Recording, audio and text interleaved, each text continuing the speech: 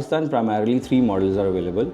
The first one is sole proprietorship. It's a model where a person registers itself as a business entity and starts the business, and that is being registered or gets registered through FBR online, and the operating law is Income Tax Ordinance 2001. The second model is the partnership, also known as Association of Persons, which is operated under the Partnership Act of 1932, and the submissions are online and you can just file the application and get it done online. And the third and most, I would say, popular model in Pakistan is the company formation, which includes every type of company, whether it's a single member company, company limited by shares, company limited by guarantee. And the process is same. It's done through SECP portal, which is the Securities and Exchange Commission of Pakistan. And all the submissions are online. And the operating law, or the applicable law, you can say, is primarily the Companies Act of 2017. For sole proprietorships, there is not any document that you require, because it's a single person business, and you do not need to register yourself with the Securities and Exchange Commission, so there is no documentation. For the partnership, yes, there is a proper documentation which we call as the partnership deed. You have to submit that partnership deed to the registrar. And if we talk about the important clauses, I would say you need to focus on exit strategies. You need to focus on the profit and loss sharing and managerial roles. And as far as the company is concerned, there are a set of documents. Number one, those documents that are submitted with the SECP, which includes your memorandum, your articles.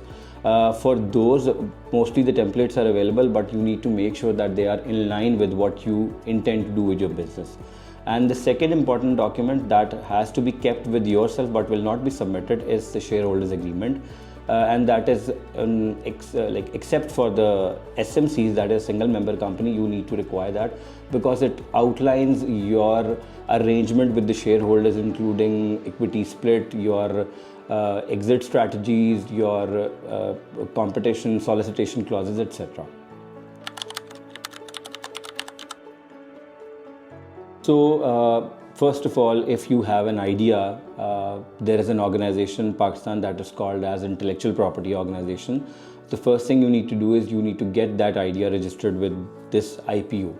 And if we talk about the categories, and you do not know what category your idea would be, so let me just clarify this for you. So every logo, symbol, and sign or slogan that would qualify as a trademark and shall be registered under the Trademark Ordinance of 2001. If you have something creative that includes designs, lyrics, some writings, that would qualify as a copyright and would be registered under the copyright law. And lastly, if you think there is some invention or discovery that you have made, then it qualifies as a patent and shall be registered under the patent ordinance.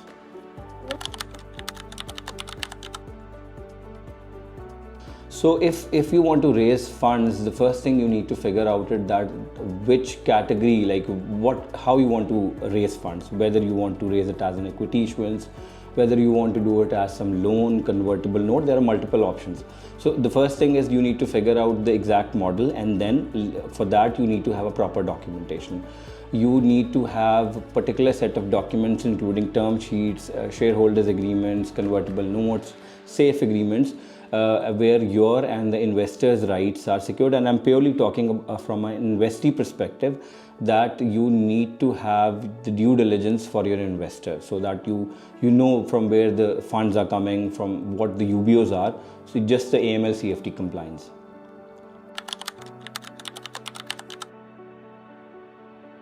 So I would say that every business from the very incessant stage needs to get compliant with local laws. So for example, if we talk about Pakistan, what kind of laws we get?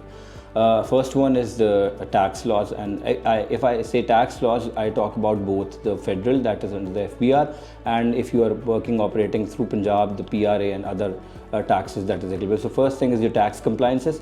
Second thing is that you need to make yourself compliant, or your company, with the labor laws.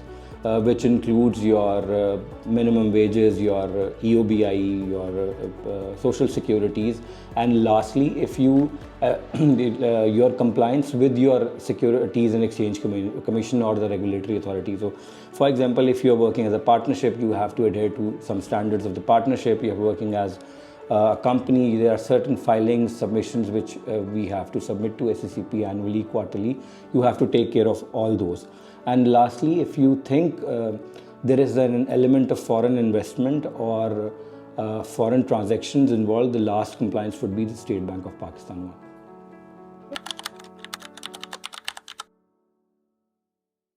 For building the team, the first thing I would say is a proper documentation. So I focus a lot on documentation because your document will clearly define the roles and responsibilities and tiers of your employees, whether they qualify as a managerial role, whether they are chief key employees or they are labor. So first thing is that you need to have certain strong documents in place which covers clauses like non-solicitation, non-disparagement, non-compete, where you ensure that if an employee leaves or there is a conflict between an employee and the company is on the safer side. And the second thing is that you need to have labor compliance, and you need to engage your, I would say, employees within the managerial or within the company's stake by issuing ESOPs, by issuing sweat equity, etc.